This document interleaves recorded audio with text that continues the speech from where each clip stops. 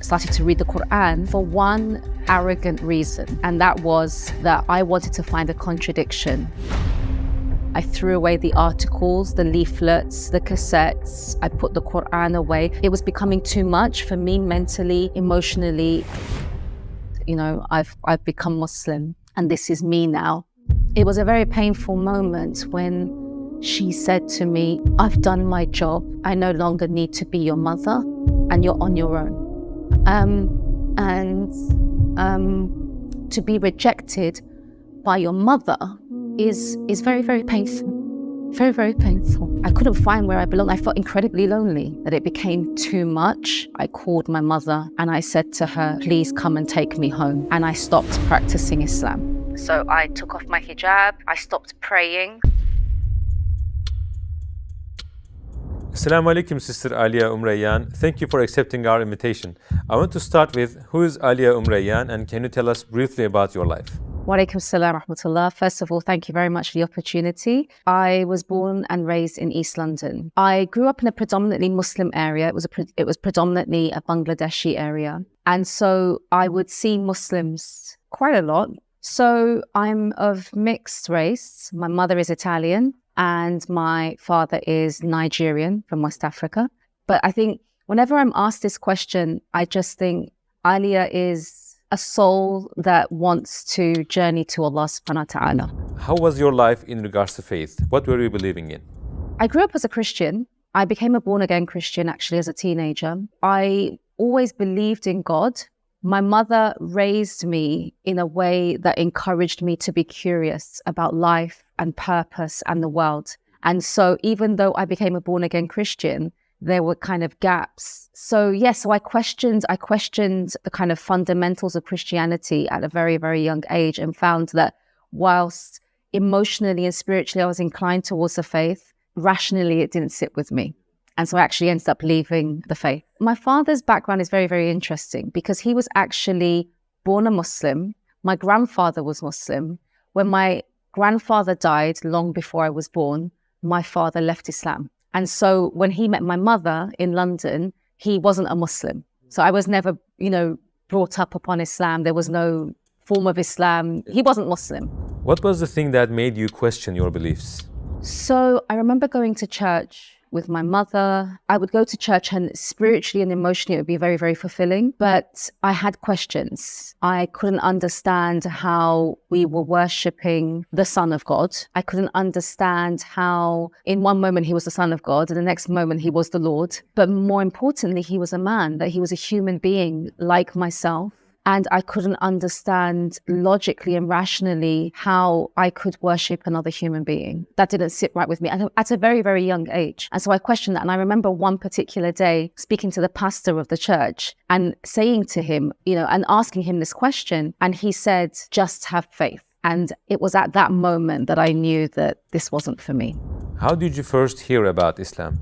So I have to take you back to my very, very early childhood in order to answer this question. So I grew up in a predominantly Muslim area. It was a Bangladeshi area. And opposite where I lived, I lived on the first floor.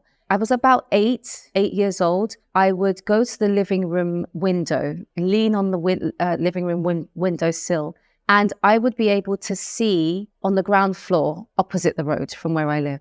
And there was a makeshift masjid. It was actually a container at the time. But from where I would lean as a child, I could see into the prayer area of this kind of makeshift mosque. And I found it fascinating. And I would see them enter and I would see them bow and prostrate. And I would find it fascinating as a child. And I would, rush to the windowsill, a few times a day just to kind of capture this. So around the same age, unfortunately, things were quite bad at home. My parents were constantly fighting. They didn't get on. There were constant arguments, constant fights. And I remember one particular day, there was a huge fight between my mother and father. And I ran to my bedroom. I was about 8 years old. On my way to the bedroom, I took my mother's shawl. It was a beautiful kind of Asian shawl that she had been gifted by her Pakistani work colleague. And I took the shawl and I threw it onto the ground.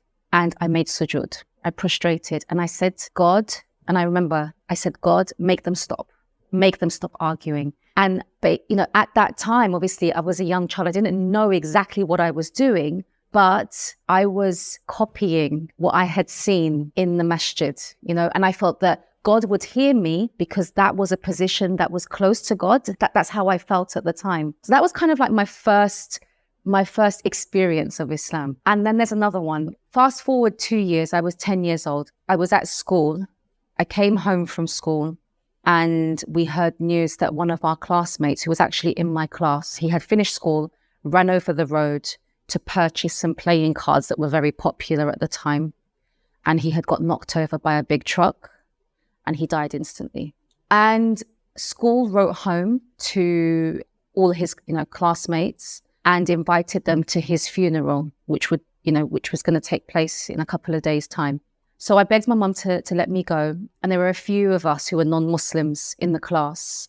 And she said yes. And I remember saying to my friend, Layla, who was my best friend at the time, she was from Somalia. I said to her, can I borrow a scarf? And she said yes. So she gave me a scarf. And I remember walking into East London Mosque. I think I was the only non-Muslim child that went to the funeral. And I prayed Dhuhr and I prayed the Janazah prayer thereafter. And I remember in the Dhuhr prayer making sujood and feeling this sense of closeness that I had felt when I made it, 2 years earlier. And that was kind of like my second experience of Islam. What happened that you started to become closer to Islam? So things became worse at home, considerably worse. There was a lot of kind of DV at home, domestic violence at home. I was affected by that mentally and emotionally. And subhanAllah, Allah placed someone on my path. It was a classmate at secondary school now. And she was a practicing Muslim. Out of all of the Muslim girls in my class, they were quite cultural, but she was very, very practicing. And she was going through something similar at home, but the situation between her parents was actually far worse than mine. Her mum was, subhanAllah, a victim of domestic violence. She was beaten up regularly. And yet, despite that, she was calm. She was at peace. And I remember thinking, your family situation is far worse than mine. I'm falling apart, but you've got it together, and what is it? How are you able to kind of get through this? Because I'm really being affected by this. And she said, it's my faith.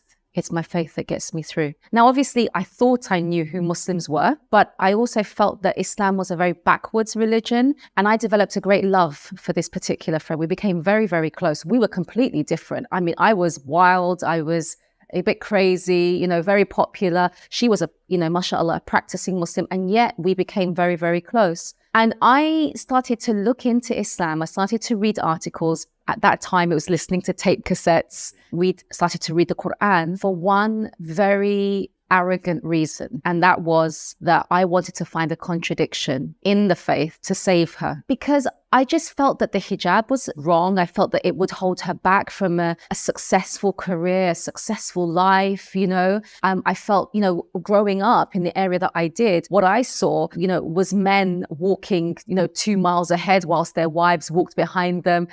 These were the stereotypes that I had. And so it was interesting because on the one hand, I could see that there was something about this faith that produced this beautiful sense of peace in her. And that on the other hand, this was going to restrict her. This was going to oppress her. This was going to hold her back. So I started, and we used to debate, and we would talk regularly. And as time went on, I started to become convinced that Islam was the truth, and it terrified me. I started to become convinced. My heart started to change. My mind started to change. I couldn't find anything. All I could find was a comprehensive way of life. All I could find were scientific proofs in the Quran. All I could find in my research was the literary miracle of the Quran. There was nothing. And that scared me, because even though I was young at the time, I've always been the type of person that if I adopt something, if I choose something, I give it 150%. So I knew that as I was beginning to change and I started to become convinced, that would mean that I would have to change my life. And that scared me. What was keeping you from taking your Shahada, and how did you become Muslim in the end? So fear overcame me. fear reigned supreme at that time, to the point that I cut off from my friends. I threw away the articles, the leaflets, the cassettes. I put the Quran away. It was becoming too much for me mentally, emotionally. I was afraid of what I believed. I was afraid that I would have to change my life. I wouldn't say that I particularly loved my life, but I was free, right? And to give up your freedom is a very scary thing, particularly when you don't know what you may gain. And now I know what I have gained. So I cut her out and I just carried on with my life. And then I remember revising for my exams. There was a particular weekend where I was revising for my exams, but for some reason, I couldn't concentrate. All I could think about was Islam. All I could think about were the things that I had discovered. It was almost as though I was bombarded by these thoughts, these thoughts about the scientific proofs in the Quran, the existence of God, the proof of, the messengership. And it was just thought after thought after thought. And so I took myself out for a walk around where I lived at the time, just to get a bit of a breather. I came to a road that I would regularly cross. I stood there waiting for the green man, and the green man came and people were crossing and I just couldn't cross. It felt as though my legs were pinned to the ground. And the thought that was in my mind was, if I cross this road, or in fact any other road, and I'm hit by a car and I die knowing what I know, what I truly know, what would that mean for me? And it just dawned on me. Why am I not testifying to that which has already entered my heart? So I took myself home, called my friend. She picked up the phone, heard my voice, and she was just so happy to hear from me. And I said to her, I believe, and I need to take my Shahada. And that was the weekend, and the Monday I took my Shahada. Alhamdulillah. How did your family react to your conversion to Islam? Being the kind of overzealous, passionate, young person that I was at the time, the way that I told my mother was arriving home, knocking on the door, and her opening the door to me in hijab. Not the best of decisions, I have to say, not the best of decisions. And she looked at me completely confused. And I said, yes, I've become Muslim and this is me now. She thought it was a phase. Alhamdulillah, it's been a 24-year phase. Alhamdulillah. And it was very, very difficult after that. I lost family, I lost friends. I ended up on my own at a very young age. The first few years after becoming Muslim were very tough. What was the major challenge you faced after becoming Muslim? I lost a relationship with my mother. So there were a number of things that happened at the time. She was in a new relationship. That man had a hatred for Islam. He turned her against me. And I remember at the age of 17, it was a very painful moment when she said to me, she looked at me, I was 17, and she said, I've done my job. I no longer need to be your mother and you're on your own. And that was very, very difficult. At that age, you need your family. And to be rejected by your mother is very, very painful. Very, very painful.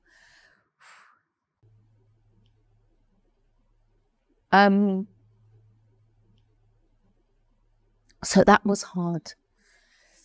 And then after that, to then have to fend for yourself at a very young age, to get a job, to be alone, and then a number of other difficulties that I went through at the time, which were quite personal, without family support was really, really hard. So I was living on my own, and I embraced Islam through a particular group, an Islamic group, which I ended up leaving, and then I ended up kind of going to the other extreme. So I went from one extreme to the other extreme. And whilst all of this was happening with my family, I couldn't find where I belonged. And I was new, the transition, the identity crisis that you go through as a new Muslim. So I've faced rejection from my family. I've gone from one Islamic group to another Islamic group, both kind of at the end of, the spectrum. And I couldn't find I couldn't find where I belong. I felt incredibly lonely, that it became too much. And it was in hospital that I called my mother and I said to her, please come and take me home. And I stopped practicing Islam. So I took off my hijab. I stopped praying. I distanced myself from the Muslim community. I still held on to my belief though. And I think I did that because I did become Muslim from a place of rational conviction. It's just that all of the tests that I went through was just too much. How did you start practicing Islam again? Assalamu alaikum, brothers and sisters. We realize that 80% of our audience, including this video, are not subscribed to our channel. As you know, we are a non-profit organization and advertisements are disabled on our videos. Towards Eternity is not just a YouTube channel, but also a madrasa. Here we try to educate ourselves and the youth Islamically. So the only reason we are asking for this is to spread the truth. It may seem like a small act, but inshallah, it will help us reach millions of people. Now let's click the like and the subscribe buttons and let's together walk towards eternity. How did you start practicing Islam again? So I got a job. Eventually I moved out again and just kind of carried on with my life. You know, I was free. I didn't have to deal with all the issues that I had faced as a new Muslim, but there was an emptiness. There was an emptiness and there was always something that didn't feel right. And then it was, you know, I spent a couple of years like that. And then the emptiness became too much. And I knew that it was because I was living a life that didn't align with my beliefs. And so I started to come back to Islam slowly. And I remember, you know, people say that the Shahada was like the sweetest moment of their life. But coming back to Allah and coming back to Islam without the pressures of a group or without someone telling me this is what you need to do, this is halal, this is haram, this is, you know, you're doing things wrong. No, coming back to Islam organically. A journey again between me and my Lord. It was beautiful. It was so sweet. I remember reading one page of Quran every day in English. I started to wrap my hair kind of like African style. And obviously that progressed to hijab. I started to pray again. And I came back to Islam and I started practicing it again. Alhamdulillah. And it was a beautiful, sweet moment because it was between me and my Rabb, between me and my Lord. So what effect did this have on your relationship with your mom? So my mother ended up leaving that marriage, which was the best thing. And she began to heal. And I think she's very much still healing. We began to repair our relationship. And that took a lot of effort, I think, from both parts, from both sides. And then in 2015, she began to ask questions about Islam. And I was living abroad at the time. I was living in North Africa. She began this kind of journey. She had all of these questions. And then in 2015, she said that she wanted to become Muslim. And this was at a time where she had, my mother is an avid reader. She reads, she eats books, you know. She loves history and Islamic history in particular, you know, ended up kind of creating that curiosity and that sense of wanting to know more. So 2015, she did say that she wanted to become Muslim and she ended up taking her Shahada. Very shortly after that, she said that she couldn't maintain the faith. And I think that's because of her age. I think it's because she didn't have any Muslims around her. I was living very, very far from her.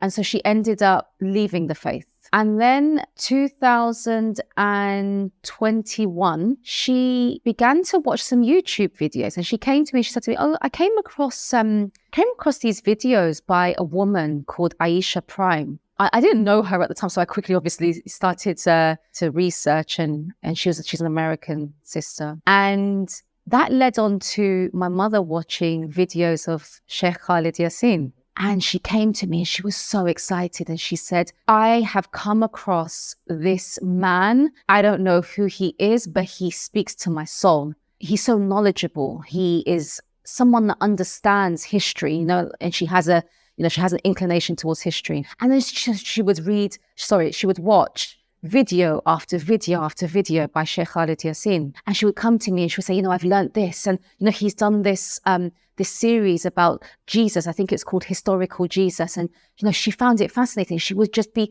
constantly just watching and coming back to me. And I didn't say anything. I thought, I don't know what's happening here, but something is changing. And I would just answer questions. I wouldn't input. I would just let her come to me. She would just say, this man is incredible. So I took it upon myself to find him. So I sent out a message and I just sent out a message to my contacts and said, does anyone have the contact details of Khalid Yasin? And someone directed me to his Facebook page where he has his number and his email address. I emailed him and I told him what happened. And I said to him, my mother has come across your videos. This is her past. This is what's kind of happened. I'm a Revert. I told him my entire story. And I said, I know you're incredibly busy, but would there be any possibility of you speaking to my mom? And I sent the email. Now, Khalid Yassin is a busy man. So I didn't even think that my email would enter his inbox. Maybe it went to his spam or his junk. 20 minutes later, he emailed me back and he said it would be an honor and let's talk. So we spoke and I told him the story. I told him about my mom. I told him everything that she had gone through.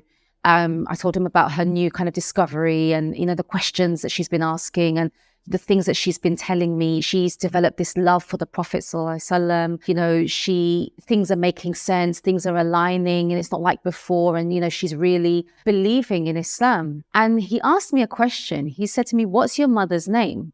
And I said, well, my mother's Italian name is Giuseppina, but, in the European way, it's Josephine. And he said, my mother's name is Josephine. And he said, my mother is in her 90s and she's dying. He said to me, your mother, your Josephine, is on her way in, whilst my mother, my Josephine, is on her way out. So he said, we're going to do this. You're going to say to her, because I thought, how am I going to get her to speak to, I want them to speak. But he said to me, she may not accept, even though, she likes my videos. He said, just tell her there's someone that wants to speak to her about her research, her journey to research Islam. But don't mention it's me. Let me take it forward from there. So I went back to her and I said, oh, there's this man. He's a researcher. He just wants to ask you some questions. Would you be willing to answer a couple of his questions? She said, yeah, sure. And I said to her, oh, Mum, by the way, in my conversation with him, he told me what your name is in Arabic. She said, no. I said, why? And she said, just this morning, I was having a conversation with my colleague who studies Hebrew and Arabic. And I said to him, do you know what my name is in Arabic? And he said that he would let me know. And she said, here you are telling me what it is. And she was like, no way. This cannot be happening. And so they ended up speaking and I was in the Zoom meeting. I've actually recorded it.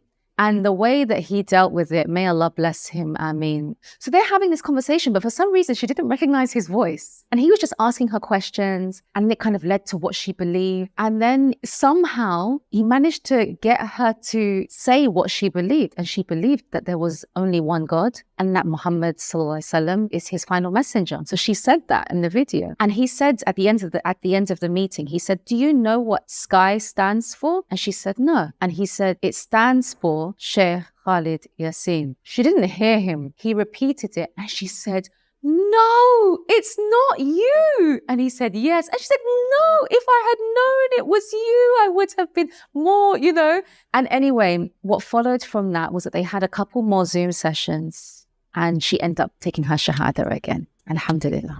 Did becoming Muslim and wearing hijab restrict your freedom?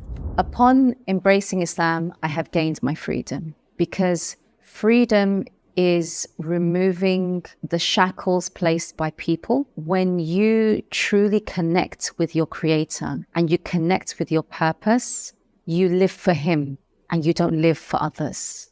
And that is true freedom. So whilst, yes, I'm now wearing hijab, and yes, there are certain obligations I need to fulfill for the sake of my Lord, I am free. Because my decisions, my choices, where I go, what I do, what I don't do, is for the one that created and fashioned me. It's not for those who are on a similar journey to me. So yes, I'm free. But some non-Muslims say, no, you're fooling yourself. We are free. No, because they are a slave to something. There is something driving all of us. There is something behind the reason why we get up in the morning. For all of us. That could be family. It could be a job. It could be to chase wealth. It could be your own desires, but we are all enslaved to something.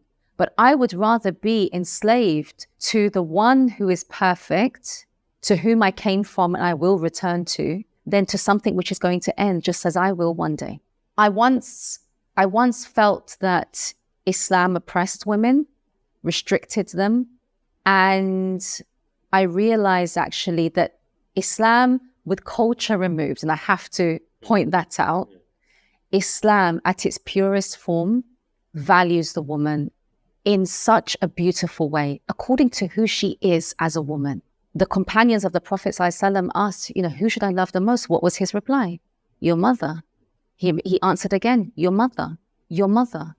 The way that the woman is honored, protected, supported, understood by Allah subhanahu wa ta'ala, and then the kind of legislations that have kind of taken place via the Prophet ﷺ show that the woman is a diamond, really and truly.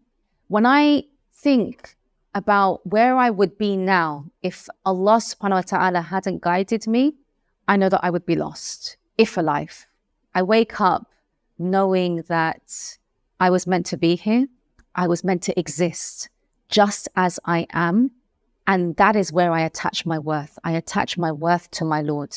When I do that and I understand that, I realize that a woman in Islam is free, is honored, is supported, is protected, and is held at such a high regard. If you had a chance to speak to all the non-Muslims in the world, what would you say to them in just 1 minute? I would tell them there has to be purpose behind the normal kind of daily grind of life. This isn't it. And if you think this is it, then that has to be the saddest conclusion that anyone can come to. Because this life is a roller coaster. It's full of trials, it's full of hardship, it's full of difficulty, it's full of injustice, sadness. So if this is it, then why were we created? I would invite them to think.